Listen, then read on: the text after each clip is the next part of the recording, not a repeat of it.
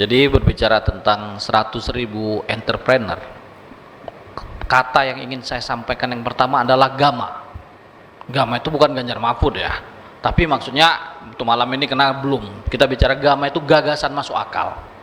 Jadi 100.000 entrepreneur kalau dibagi 19 kabupaten kota, itu artinya selama kepemimpinan gubernur dan wakil gubernur itu ada 5.000 per kabupaten kota.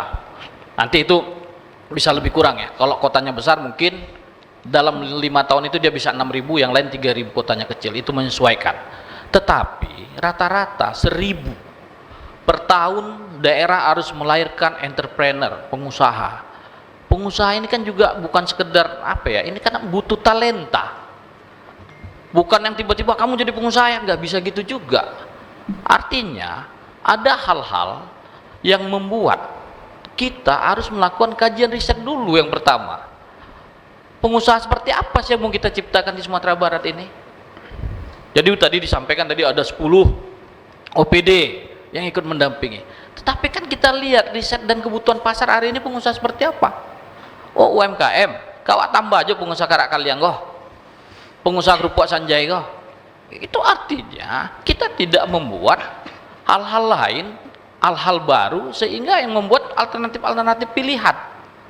Kalau cuman kita kejarannya UMKM, hanya pengusaha makanan, tiba-tiba sudah kita anggap jadi pengusaha, apakah itu pengusaha yang dimaksud? Bukan begitu.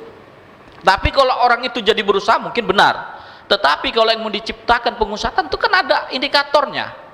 Modal berapa dia kita sebut sebagai pengusaha, modal berapa dia hanya sebagai pedagang, ini kan harus jelas. Jadi dalam merumuskan 100.000 entrepreneur itu, makanya libatkanlah perguruan tinggi. Kini ada ahli ekonomi nih, Prof. Wery.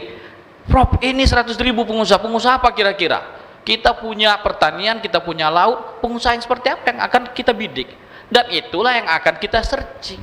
Nggak bisa dipaksa-paksa orang, kamu jadi pengusaha dimodalin. Bapaknya punya kekayaan yang luar biasa, anaknya nggak bakat pak, nggak punya talenta, itu habis itu.